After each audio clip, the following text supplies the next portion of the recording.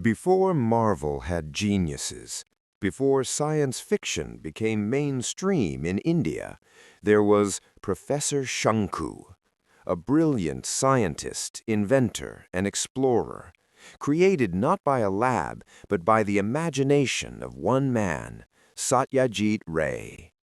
Ray, a legendary filmmaker, writer, and thinker, introduced Professor Shanku to Bengali literature in 1961. Through Shanku, he blended real science, sharp logic, and thrilling adventure, decades ahead of its time. This isn't just a character, it's India's own scientific hero, born from curiosity, intelligence, and fearless imagination. Sitting in room number 5 of the Imperial Hotel in Port Said, I am writing my diary. It is now 11:30 at night. Here, perhaps people stay awake until very late at night. They move around on the streets, make noise. Through my open window on the eastern side, the hum of the city is floating in. Until 10 o'clock, there was a sultry heat. After that, a light breeze started blowing from the direction of the Suez Canal. I do not know how far my coming to Egypt will be successful, but based on the events that happened all day today, it seems there is some hope. I had a desire to cross over to this side for a long time. I think any scientist from any country should visit Egypt once. Thinking about the amazing achievements they showed in science even 5,000 years ago was truly surprising. There's much to research about this. Their chemistry, their mathematics, science, their medical scriptures. Everything had attained an unbelievable perfection in that ancient era. What surprises me most is the matter of their mummies. They would keep the dead body in such an amazing chemical way, bandaged and lying in a wooden coffin, that even after 5,000 years, opening the bandage revealed that the dead body, far from rotting, had undergone no deformation at all. No scientist has been able to uncover this mystery even today. I had read the news back in Giddy that the English archaeologist Dr. James Somerton is running an excavation in the Bubastis region of present-day Egypt. I had the intention of getting introduced to this archaeological team from the very beginning. I had read all of Somerton's books regarding Egypt. As a result of 3 years of excavation in the Sahara, Somerton had discovered that amazing burial chamber of King Hittotep of the 4th dynasty. Who knew that within a few hours of stepping into Egypt, I would get acquainted with that Somerton in such an amazing way? In the morning, after coming to the hotel and arranging my room, I went to the manager to inquire about Somerton. Hearing my question, the gentleman lifted his eyes from his papers, looked at me, and said, "Have you also come for the same scheme?" I did not like his way of speaking. I said, "Why do you ask? If that is so, then I feel it is my duty to warn you. Otherwise, what happened to Somerton will happen to you." What happened to Somerton? He received a fitting punishment. What happened again? He is suffering the consequences of digging soil and entering an ancient burial temple without right. Of course, he won't have to suffer for long. Very few people survive after being bitten by a scarab beetle. I have read about the scarab beetle in books. It is a dung beetle type insect. In ancient times, Egyptians respected it as a god. Asking a few more questions, I learned that yesterday, while doing excavation work in Bubastis, Somerton suddenly screamed and fell down.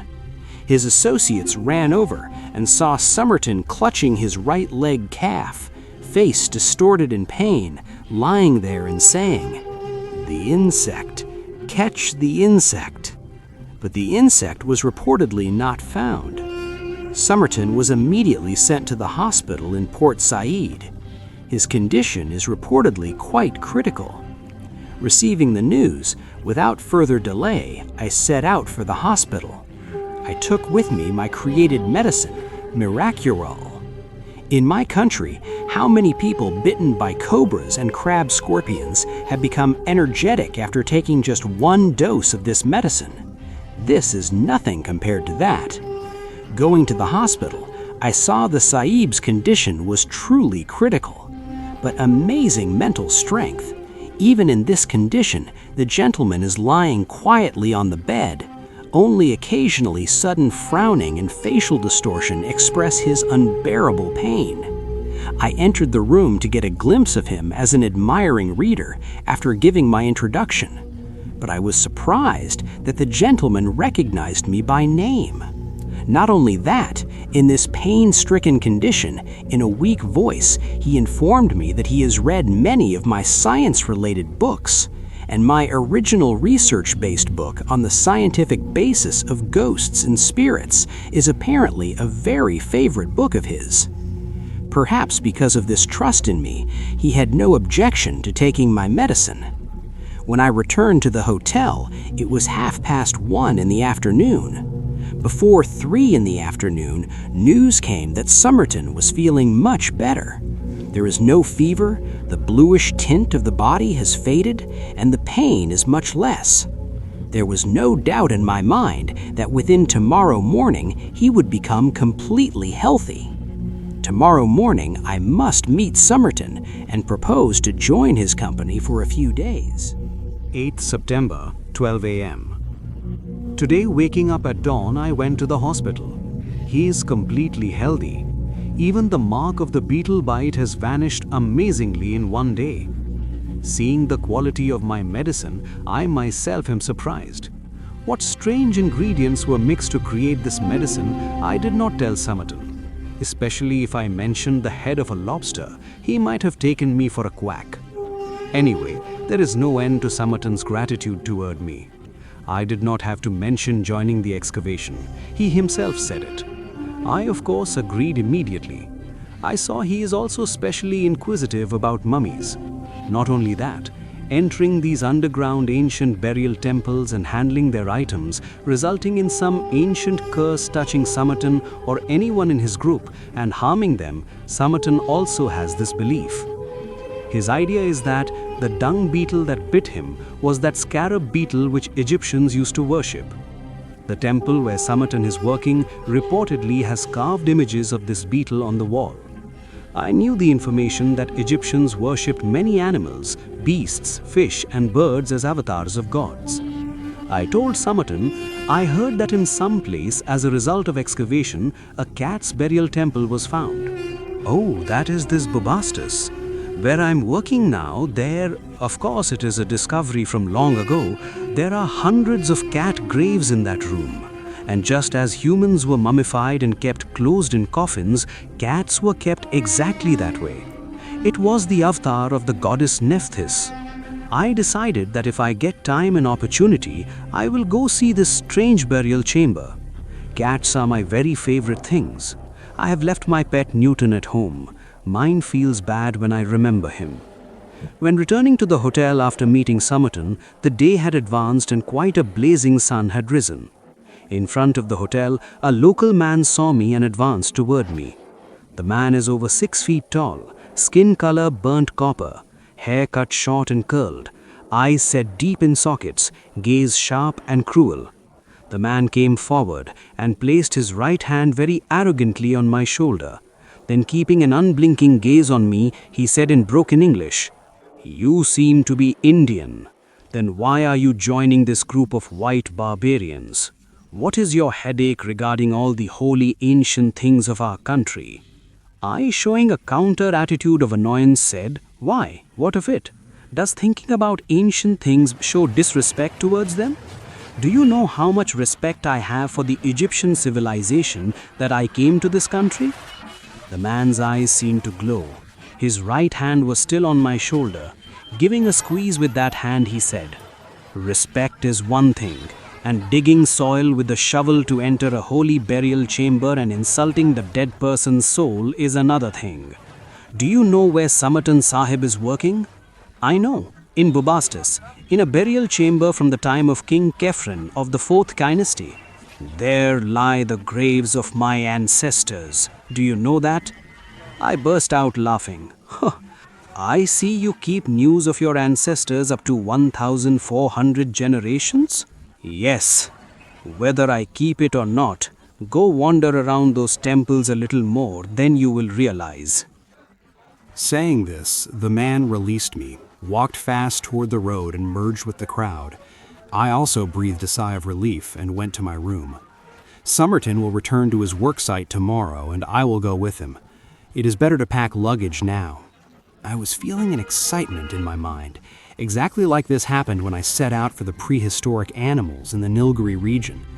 Even thinking of a cat's grave makes me laugh. Tomorrow I must tell Somerton about this arrogant, half-mad, tall man. I think the matter is nothing else. Actually, in these old temples, often jewelry set with valuable stones is found. These local people know that very well, and maybe they think that by threatening and showing fear of curses, they can extract a few of these stone-set items from harmless archaeologists. However, if the man bothers me too much, I have decided I will make him sneeze to death. I have brought my snuff gun, or Nashya Astra, with me. If aimed at the nose and fired, sneezing will continue non-stop for 2 days. Then I will see if Babaji comes to disturb again or not. 10th September. We arrived in Bubastis yesterday morning. Yesterday afternoon, I went down with Somerton into the freshly dug 4,000-year-old burial chamber. What a strange feeling that is difficult to explain in writing. One has to go down a narrow staircase and enter the room through a narrower tunnel. It is Somerton's guess that this is the burial chamber of some high-ranking royal official. Quite a large hall room. In the middle, a carved wooden coffin. Around the room are smaller rooms lined up. Inside each is one coffin. Reportedly, these contain the dead bodies of this notable person's entourage. Egyptians believed that the dead person's soul wanders around the dead body, and whatever is needed in the daily life of living people, these dead souls also reportedly need those things. So beside the coffin, I saw food items in food vessels, wine in wine barrels, clothes, cosmetics, sports equipment. Everything is kept. Somerton opened the lid of a coffin and showed me the mummy inside. 2 hands folded over the chest, covered in bandages from head to toe. As soon as the lid opened, a pungent smell entered my nose. I began looking at the dead body with amazed wonder. How many books have I read about these mummies?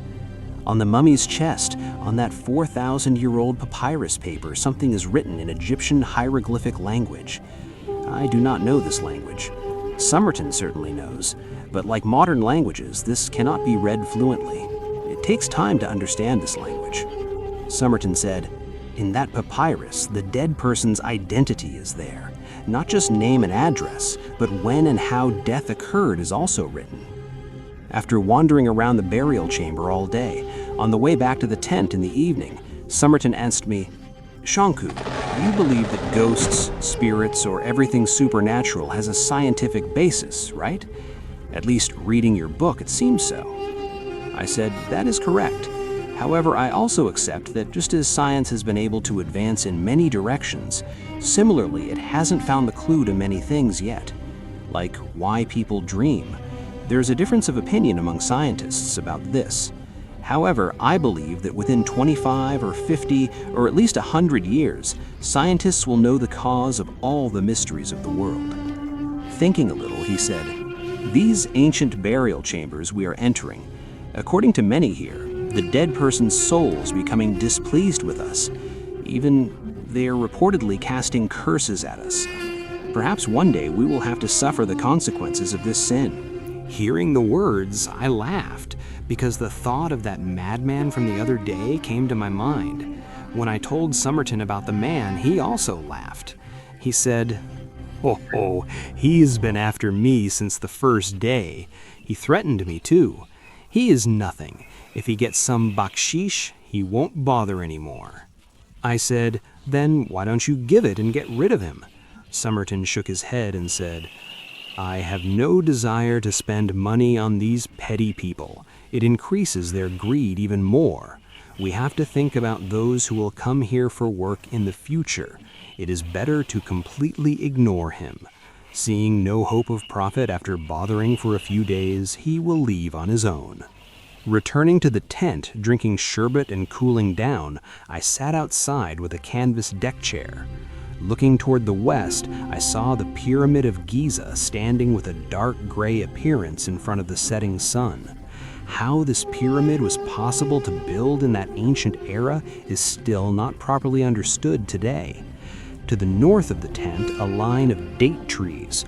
On the head of one, I saw a vulture sitting huddled up for the whole day. Even the vulture, reportedly, was considered an avatar of God in ancient times. Strange race, these ancient Egyptians. December 12th. Today, Somerton made a proposal and completely stunned me. And hearing the proposal, I realized how deeply grateful he is to me for saving him from the jaws of death. While returning to the tent in the evening after seeing the cat burial chamber of Bubastes all day, while blowing pipe smoke, Somerton suddenly said, "Shanku, for what you have done for me, what can I do in return? That thought has been making me think for a few days. Today a way came to my head. Now, whether you like it or not, I need to know." Saying this much, he stopped to take a breath. It can be understood that the bite has weakened him internally quite a bit. After walking some distance, Somerton said, "You have a desire to research mummies. Suppose if I give you one of my discovered mummies, will you be happy or unhappy?" Hearing the proposal, I was so surprised that at first words did not come out of my mouth. I will be able to return to my country with my own mummy for my experiments? This is beyond my dreams. Somehow swallowing, I said, Yeah, if I can take a mummy, I think this expedition of mine will be completely successful. And if this event happens, then I will remain eternally grateful to you." Somerton smiled slightly and said, "What do you want, cat or human?"